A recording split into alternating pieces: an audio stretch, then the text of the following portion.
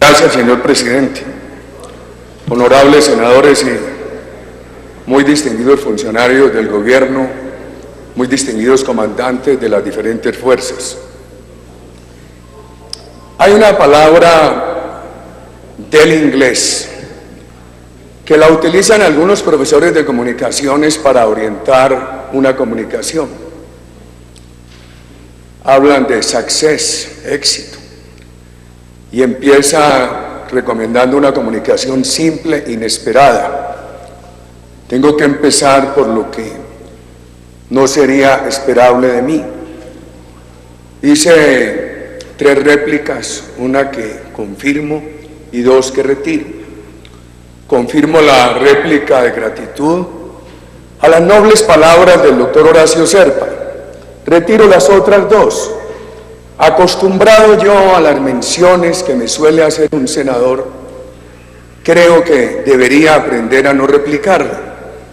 Y en el otro caso, tampoco debía hacer el ejercicio de la réplica, porque yo cargué un niño, tengo un compadre, yo tomo esas cosas muy a pecho, y el compadrazgo y el ahijado no tienen la culpa de que el compadre haya cambiado tan abruptamente la apreciación sobre quien habla.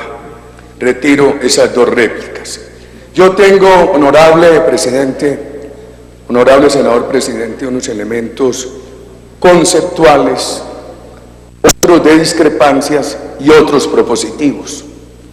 Por ejemplo, nosotros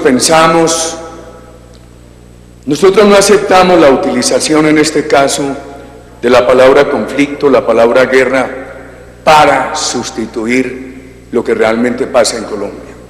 Que hay todas las dificultades sociales, económicas, las hay, pero la palabra conflicto, el idioma hay que mirarlo no solamente en las raíces puramente idiomáticas, sino en el momento histórico. La palabra conflicto cobró una gran vigencia en Colombia para referirse a los levantamientos armados contra las dictaduras militares.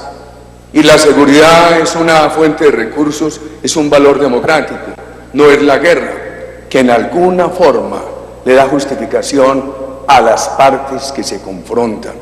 Entonces, el caso nuestro no es el caso de los levantamientos de Centroamérica, no es el caso de una insurrección contra las dictaduras del Cono Sur. El caso nuestro, desde la época del Frente Nacional, es un desafío que empezó ideológico y terminó narcoterrorista al Estado de Derecho. En este proceso, la democracia nuestra ha tenido, aquí le oímos al expresidente de la Corte Constitucional, un relato de todos los vicios de nuestra democracia. Y en ese relato, él ignoró el capítulo más importante. Nuestra democracia ha tenido toda la capacidad de corregirse y sin negociar con el terrorismo. El propio Frente Nacional, que es la disculpa que se invoca por el tema de las restricciones democráticas, fue un periodo de transición. Un periodo de transición donde todas las expresiones de la política tuvieron cabida. En un lado estaban los doctores Laureano Gómez y Jorge Leiva, y bajo las toldas del movimiento revolucionario liberal actuaba el Partido Comunista. La democracia nuestra ha tenido una serie de avances muy significativos que demoraron en llegar. Hoy tenemos una democracia con la elección popular de alcaldes, de gobernadores, con los mecanismos de participación directa que eliminó, gracias a la acción de las Fuerzas Armadas, desarticuló las organizaciones paramilitares.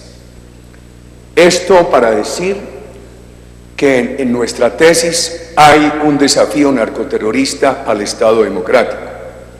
Por supuesto, nosotros no nos oponemos a que se negocie.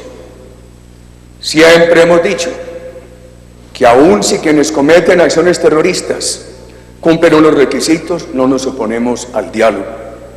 ¿Cuáles son nuestras preocupaciones con el diálogo? Primero, el deterioro de la seguridad. Aquí dio el senador Rangel cifras bien importantes. que me relevan de repetirlas. Pero, por ejemplo, cuando uno ve el secuestro, entre 2002 y el año 2010 bajó de 2.882 casos a 282, habríamos querido llegar a 0. Y de esa fecha acá ha aumentado un 2%. Se frenó la tendencia de reducción y ha aumentado levemente, que es grave. Nosotros creemos que este problema tiene varias explicaciones. La seguridad la tiene que liderar el presidente de la República. Con todo respeto, creo que los colombianos muchos percibimos que no ha habido liderazgo de la seguridad. La seguridad necesita una gran motivación de las Fuerzas Armadas, las han desmotivado. La seguridad necesita una gran cooperación ciudadana. Las redes de ciudadanos que informaban a las Fuerzas Armadas a través de la telefonía celular, la expansión de la telefonía celular, de toda la electrónica, etcétera, sin armas, han sido desmontadas. El anterior ministro de la Defensa nos lo dijo cuando me informaba el año pasado de una circunstancia que había en mi contra por parte de grupos criminales. Le pregunté y me dijo que irían a reactivar las redes de ciudadanos informantes de las Fuerzas Armadas. Pues, ¿qué ha pasado? Que la ciudadanía ha perdido la confianza. Además, en lugar de denunciar en el caso de extorsión, prefiere pagar la extorsión, y altos porcentajes de la ciudadanía colombiana tienen hoy desconfianza en la capacidad del Estado de darle seguridad. Hemos tenido un crecimiento de la inseguridad en tregua y sin tregua. Por ejemplo, en tregua ha venido aumentando la presencia de estos grupos en muchos municipios de los cuales habían sido desplazados. Yo ahí tengo oí atentamente a los ministros, la cifra del señor ministro de la Defensa habría que ajustarla, porque en los 128 municipios donde dicen las cifras actuales que hay presencia de la FARC, no se tienen en cuenta los municipios donde ha llegado, de los cuales había sido desalojada. Montes de María. Yo publiqué un poligrama que me llegó a través de periodistas de Cincelejo. La verdad es que yo tengo alrededor de 8.000 hackers, que son 8.000 contactos en mi teléfono celular. Y muchos colombianos escriben. Los periodistas de Sucre recibieron ese poligrama y me lo hicieron llegar y lo publiqué, del regreso de la FARC a los Montes de María. Instituciones del gobierno lo negaron. He indagado con la comunidad y es cierto ese retorno. Esa zona limítrofe de Antioquia y Caldas, suroriente antioqueño, nororiente caldense, ahí en Nariño, Argelia, para no hablar de los municipios caldenses, ha regresado ese frente. Está haciendo ya retenes ilegales en las carreteras. A varios municipios del Casanare ha regresado estos grupos violentos. Para eso también han aprovechado la tregua. Y sin tregua hemos visto lo que ha pasado recientemente, a lo cual me voy a referir más adelante. ¿Por qué digo yo que las Fuerzas Armadas están desmotivadas? ¿Por qué digo que han sido igualadas con el terrorismo? La ley de víctimas, que ignoró que este Congreso ya había aprobado una legislación de víctimas. Igualó como potenciales victimarios a los integrantes de las Fuerzas Armadas y al terrorismo. Yo recuerdo haberle pedido muchísimo a este Congreso que eso no se hiciera, que era un factor de desmotivación a las Fuerzas Armadas. Inclusive pedimos, y por eso esa parte de la ley no se pudo aprobar en nuestro gobierno, que de hacer responsables como potenciales victimarios a los integrantes de las Fuerzas Armadas se necesitara una sentencia previa, así fuera el resultado de un proceso abreviado, con prioridad para el trámite sobre todos los procesos. Eso no se hizo, simplemente se igualaron. El tema del conflicto tiene unas connotaciones jurídicas bastante delicadas. Yo pregunto, el reciente secuestro de un suboficial del ejército y su liberación, eso es un secuestro, pero hay voces del gobierno que lo han denominado retención. Al poner a las Fuerzas Armadas y el terrorismo en igualdad de condiciones, entonces da lo mismo desde el punto de vista jurídico, y es un tema sumamente delicado, que las Fuerzas Armadas den de baja a una persona que está delinquiendo, o que las organizaciones del crimen asesinen a los soldados y policías. Para que un secuestro de un soldado o de un policía en esas condiciones jurídicas lo entendieran, lo aceptaran como secuestro, tendría que tener agravantes de tortura. Entonces, a nosotros nos parece que lo del conflicto no es simplemente doctrinario, no es simplemente ideológico, tiene unas consecuencias jurídicas bastante delicadas. Y hablemos del discurso del gobierno.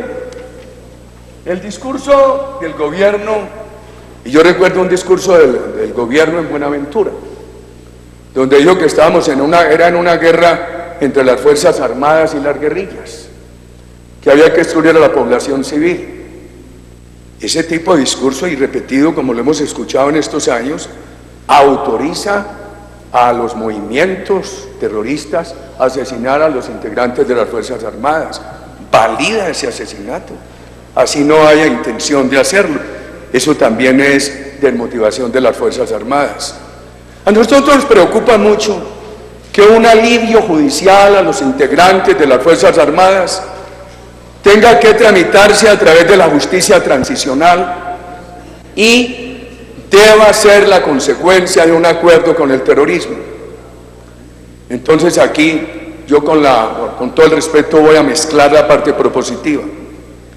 Nosotros insistimos ante el gobierno y ante las otras bancadas en la necesidad de un alivio judicial a los integrantes de las Fuerzas Armadas. Creemos que es necesario. No debe implicar impunidad. Lo hemos propuesto para operaciones de orden público legítimas, de las cuales se deriven acusaciones, no para lo que son acciones criminales que las debe conocer la justicia ordinaria, como el tema de falsos positivos. Y hemos propuesto que ese alivio no implique impunidad y que tampoco dependa de un arreglo previo con la FARC y que tampoco se tenga que tramitar a través de la justicia transicional. ¿Por qué aseveramos que no se debe tramitar a través de la justicia transicional? Porque la justicia transicional, doctrina en construcción, se ha entendido que es para hacer el tránsito de estados de anormalidad, fundamentalmente de anormalidad democrática, a estados de normalidad. Ese no es el caso de Colombia. Y las Fuerzas Armadas nuestras no son las Fuerzas Armadas de la dictadura de Videla o de Pinochet o de los dictadores centroamericanos. Estas son las Fuerzas Armadas de la democracia, que no se le debe tratar como unas Fuerzas Armadas en transición de ser fuerzas de dictadura a fuerzas de democracia. Estas son unas fuerzas respetables que han tenido la capacidad de mejorar, de corregirse. Por eso creemos que el alivio judicial para las Fuerzas Armadas tiene que encontrarse sin aplicarles la justicia transicional. Nos preocupa mucho el narcotráfico. Aquí se han dado las cifras. El país volvió a ese campeonato. Recientemente hemos escuchado que Colombia es nuevamente el primer productor de cocaína y que pasó en 2013 de 290 toneladas métricas de cocaína a 440 en 2014. Tenemos unas zonas totalmente controladas por el narcotráfico y allí están la FARC, el ELN, bandas criminales en colusión. Y esto muestra que hay una conexión entre lo que se ha llamado la seguridad rural, y muchos equivocadamente pensaron que la seguridad democrática tenía como campo geográfico de aplicación solamente la ruralidad colombiana, y así no fue. que mirar cuánto mejoró la seguridad en muchas ciudades colombianas, empezando por Bogotá. Este tema que tiene que ver con el terrorismo, que está en el narcotráfico, conecta con la inseguridad urbana. Por favor, ustedes lo habrán sentido en el diálogo con sus electores en todo Colombia. Hay un desbordado crecimiento del microtráfico, asediando las escuelas y colegios de Colombia, generando toda clase de inseguridad urbana. Por eso, esto no es desconectable como algunos han pretendido hacerlo. A nosotros nos preocupa en esta negociación la impunidad. Muchas veces se ha dicho aquí que por qué me opongo yo a las soluciones que se han propuesto para la FARC, que tengo que reconocer, al escuchar al doctor de la calle hoy, hay un cambio que en lo que a mí refiere da unos asomos de tranquilidad. Se ha dicho, pero si Uribe apoyó como senador el reindulto del M-19, lo hice y con mucho gusto. Se habían concentrado en Santo Domingo, habían entregado las armas, habían sido indultados por un gobierno anterior, habían estado en la constituyente, en el gobierno, estaban en el Congreso cumpliendo. En todas partes yo digo que tengo infinito aprecio por Eber Bustamante, respeto profundamente al doctor Antonio Navarro. Conmigo en la gobernación de Antioquia trabajaron reinsertados como Darío Mejía y otros. Independientemente de eso, la FARC tomó esas acciones, esas decisiones como un ejemplo que les legitimaba su creciente accionar criminal. Dejemos a un lado los acuerdos con la Corte Penal Internacional. La impunidad es partera de nuevas violencias. Y veamos entonces ahí otro tema.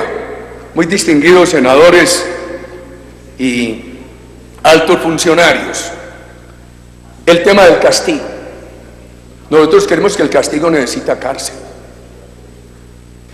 Y entonces viene una gran discusión. La discusión entre la justicia punitiva, la restaurativa.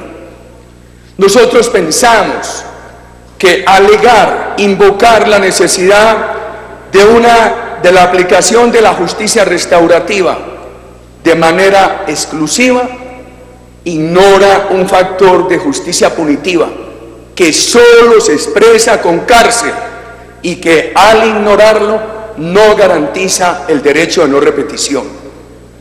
Ante una situación de esta, la más importante finalidad de la justicia restaurativa para las nuevas generaciones debe ser garantizar el derecho de no repetición de la violencia. Y sin el componente punitivo de cárcel, ese derecho no se garantiza. Las armas, el dinero. A mí me da pena que el gobierno le pida dinero a Europa para el terminado.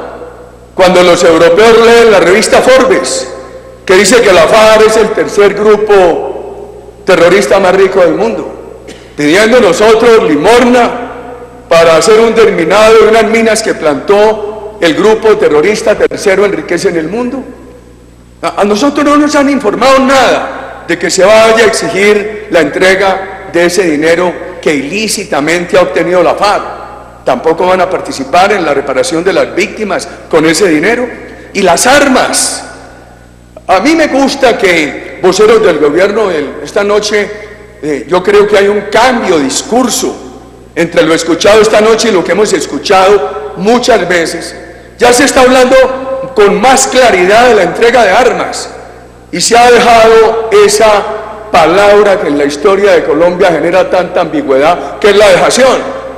Aquí a este congreso venían Iván Márquez y Braulio Herrera, y mientras asistían al congreso, y aquí los conocimos, guardaban las armas en los escritorios o en los vehículos, pero la FARC seguía disparando en todo el país, organización en la cual ellos participaron. Esa combinación del dinero y las armas, esa combinación de las formas de lucha que se propicia con el dinero y con las armas ha hecho mucho daño. Eso causó el exterminio de la Unión Patriótica. Yo creo que hubo dos causas la falta, no de voluntad, sino de capacidad del Estado y la combinación de las formas de lucha, unos en la política y otros en el terrorismo. Y advierto, cuando yo terminé la gobernación de Antioquia, recibí la visita de los 2 diputados de la Unión Patriótica que me dieron las gracias por la preocupación de la gobernación esos años por protegerlos, Beatriz Gómez Preáñez y el señor Arenas.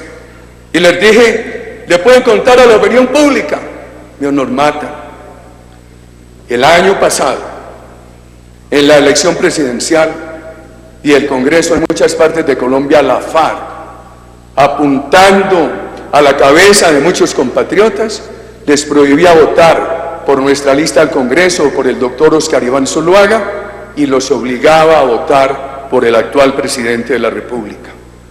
Hemos vivido unos periodos funestos en esta materia y ya para este proceso electoral, en muchos municipios de Colombia, la FARC ha prohibido que las personas lleven avales del Centro Democrático. La elegibilidad política. Una democracia como esta, ¿por qué tiene que permitirle elegibilidad política a personas responsables de atrocidades? Es como el tema de la impunidad. Nosotros no nos oponemos al que el guerrillero Razo no vaya a la cárcel. Aceptamos que el guerrillero Razo vaya a la cárcel, mientras no aparezca una prueba plena de que estuvo incurso en delitos atroces. No nos oponemos a la elegibilidad política de personas que no estén incursas en delitos atroces, pero nos preocupa enormemente, nos parece un pésimo ejemplo la elegibilidad política de personas incursas en delitos atroces. Yo recuerdo haber escuchado al gobierno de entonces, cuando se promulgó la Constitución del 91, decir que con esa ampliación democrática en Colombia ya hacia adelante no se podría aceptar el ejercicio de la política con armas. ¿Qué ha pasado entre el 91 y estos 24 años? La FARC hizo terrorismo y ahora se le dice que no, que fue política con armas. Y entonces eso va a cundir de ejemplo para que disidentes de la FARC, el ELN, bandas criminales que tienen unas estructuras semejantes a FARC, en el futuro invoquen lo mismo. Me han dicho, yo recuerdo que se me dijo, pero si usted propuso en el manifiesto democrático que había que cambiar los fusiles por los votos. Sí, cuando lo propuse en el marco de la Constitución del 91, que además esa Constitución del 91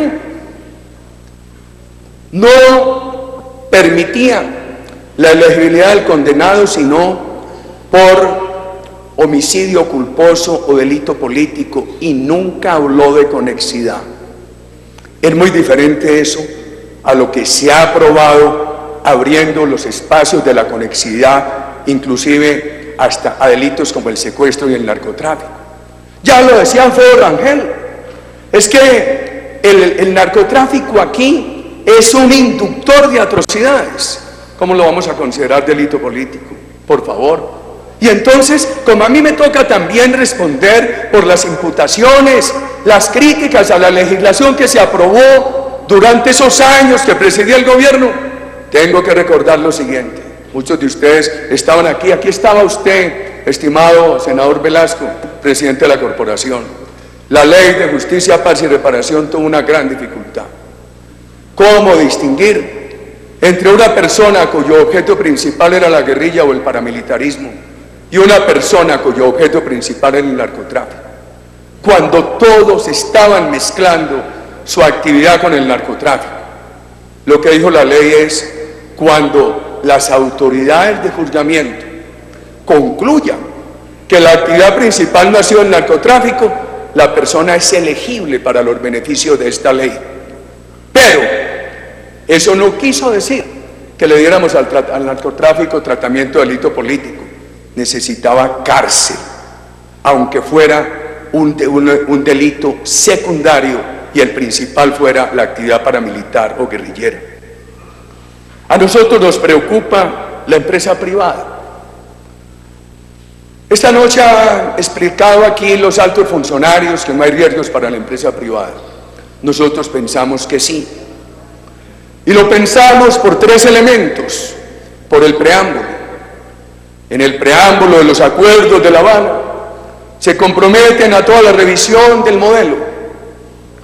Y nos preocupa por la carta del presidente de la República denunciada por la FARC, en la cual él aceptó que toda la proposición de la revolución chavista, mal llamada bolivariana, cuando uno lee el capítulo de la doctrina económica del Libertador, del libro de John Lynch, quizá una de las mejores de las centenares de biografías sobre el Libertador, encuentra en él un gran promotor de la empresa privada, muy diferente de la interpretación chavista. La interpretación chavista, como lo vamos a ver, es marxismo moderno. Y esa es una de las cosas que a nosotros nos preocupa y que hemos denunciado que corremos el riesgo de que nos lleven al castrochavismo. Y nos preocupa enormemente el tema sobre la tierra. Nos preocupa, ¿por qué? Porque el mundo y este país necesitan el empresarismo agropecuario y el campesino. El empresarismo agropecuario es una solución económica y de mercado, de seguridad alimentaria. El campesino necesita y es una solución social. Nosotros pedimos una revisión de los acuerdos sobre el fondo de tierras para que no quede el más mínimo peligro frente a las gentes honestas del campo. Yo tengo que decir que a mí me preocupa lo que escuché ayer del presidente de la República. Claro que en esa reforma agraria en los 60 estaría mejor el Cauca y Córdoba y Sucre si no hubieran adelantado esos procesos que dejaron pobres a los antiguos empresarios y pusieron a manejar rastrojos a los nuevos propietarios, y todos tuvieron acompañamiento. Y eso lo dirigió una de las figuras más preclaras de la historia colombiana, Carlos Lleras. ¿Qué tal estos procesos ahora en un acuerdo de paz con la FARC? Yo creo que esa es una preocupación válida. No nos olvidemos que así como este país tiene que resolver el problema social campesino, este país tiene una gran oportunidad de contribuir a la seguridad alimentaria del planeta, que requiere para el año 2030 aumentar la producción de alimentos en un 50% frente a lo que se producía en el 2010. Senador Uribe, le pido que ya vamos cerrando, lleva 25 minutos. Sí. Yo podría hacer esto si me da unos minuticos. Yo renunciaría a participar como citante en el cierre. No, yo no, lo que...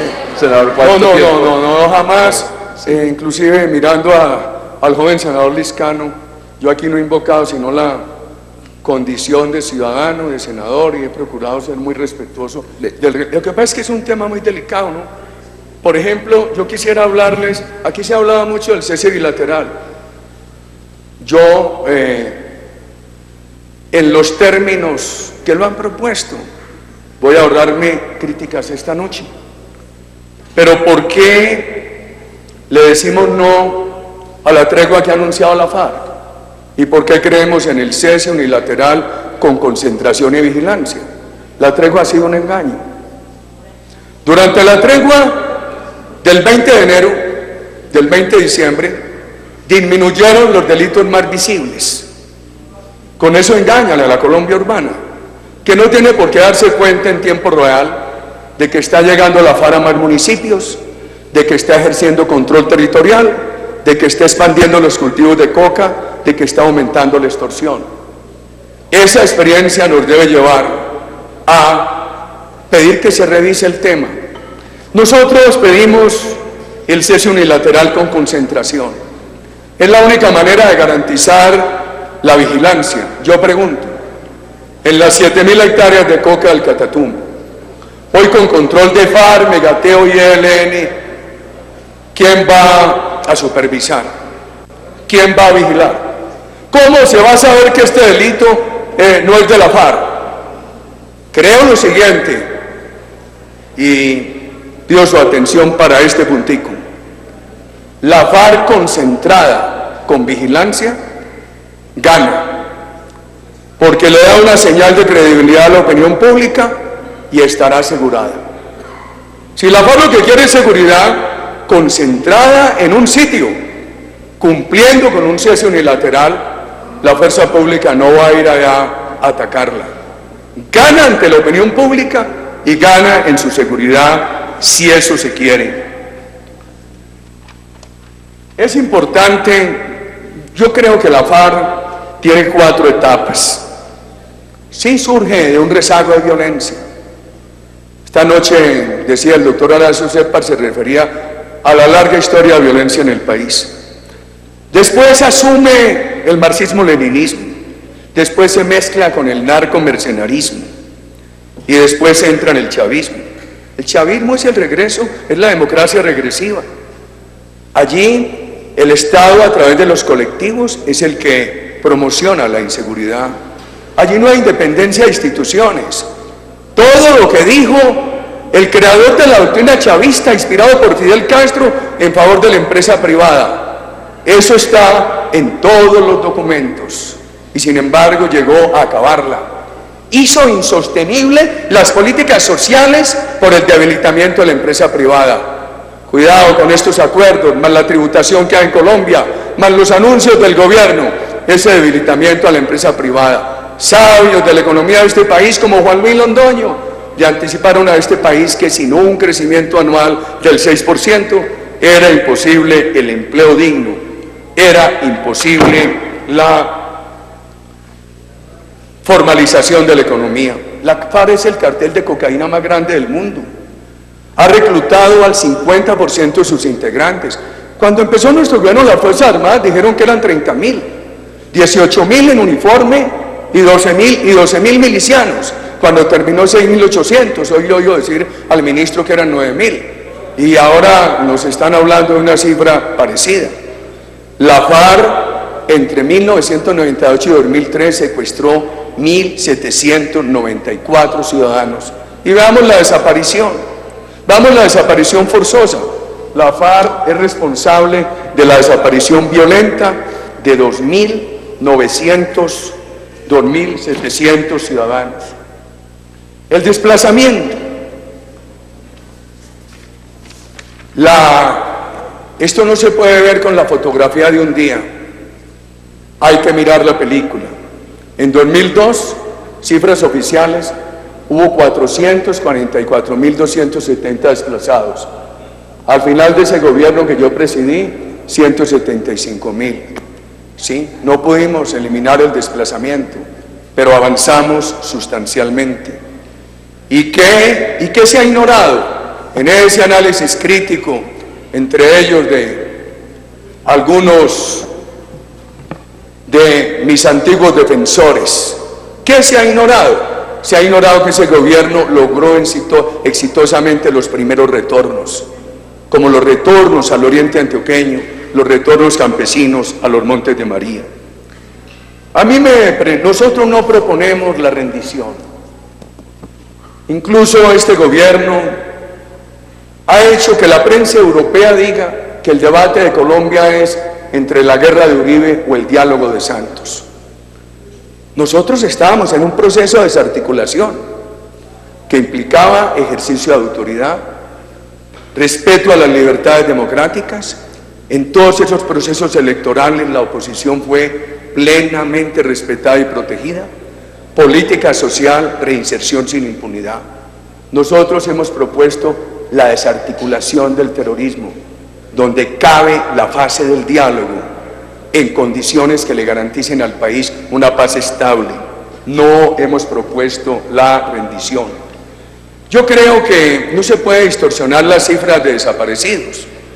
Por ejemplo, Medicina Legal dice que en el periodo 2002-2010 continuaron 22.694 personas desaparecidas y que en el periodo 2011, 2012, 2013, 11.866. Y ustedes saben que esas cifras implican desaparecidos violentamente y desaparecidos que reclaman por otras razones, estimados senadores. El tema de los homicidios, yo creo que tenemos un problema. La manera como se disminuyó la tasa de reducción. Por ejemplo, en el periodo senador, van 30 minutos. Ayúdeme a cerrar. La tasa de reducción fue del 6.7 anual, ahora es del 3,5. Yo llamaría la atención que en eso hay que hacer un mayor esfuerzo. Me voy a ir a un tema entonces de conclusión, que es lo siguiente. El país no puede vivir entre el ultimátum y el engaño. Las acciones violentas de los últimos días son un ultimato del terrorismo al gobierno y a la opinión pública.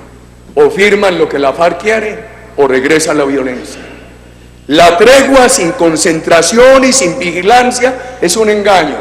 Lo dice la fresca experiencia histórica de la tregua del 20 de enero, del 20 de diciembre, que sirvió para engañar a la opinión urbana con el crecimiento de los delitos menos visibles. Nosotros pensamos que esto no puede seguir dosificando al gobierno. Un día le dan al gobierno una dosis de anuncio de tregua que coincide con el periodo electoral, pero en la víspera le dan una dosis de ejercicio de violencia para advertirle que si al cabo de un tiempo no le ha entregado el país como la FARC lo pretende, entonces regresa esa violencia. ¿Y por qué estamos desacuerdo con las zonas de reserva campesina? Porque no han servido para reivindicar a los campesinos. Proscriben el empresarismo agropecuario y han sido feudos controlados por la FARC. Termino con esto. ¿Por qué no se estudia la combinación de la urgencia y la paciencia? La urgencia del país es para frenar la violencia, el derramamiento de sangre. Es que aquí, doctor de la Calle, usted mencionó la palabra ética, y con todo el respeto que le he tenido toda la vida aquí, este proceso no tiene ética, porque mientras el gobierno dialoga en Cuba, valida el asesinato de nuestros soldados y policías aquí, y mientras los jerarcas, los cabecillas del terrorismo negocian en Cuba, aquí exponen a los guerrilleros rasos a que los den de baja. Lo he dicho en muchas partes del país, es el mismo el dolor de la madre del guerrillero que el de la madre del civil, que el de la madre del soldado asesinado. El país necesita urgencia para frenar la violencia, así tengamos que tener toda la paciencia para llegar a los acuerdos finales. Por eso pedimos que se gaste el tiempo que deba gastarse para negociar la concentración y que eso sea condición para reanudar el diálogo. ¿Qué es más difícil hoy? Claro, la FARC está más fuerte hoy y tiene vocería política. Yo le pregunté a un alto funcionario del gobierno, ¿cómo así que la FARC asesina y habla? Y todos los días salen los medios de comunicación. Y me dijo que eso es permitido por Cuba. No, si el gobierno le hubiera puesto la regla a Cuba, mientras la FARC estuviera asesinando, no podría estar a la luz de los principios democráticos llevando vocería en los medios de comunicación. Gracias, señor presidente. Tiene la palabra el senador Carlos Fernando Galán. Gracias, presidente.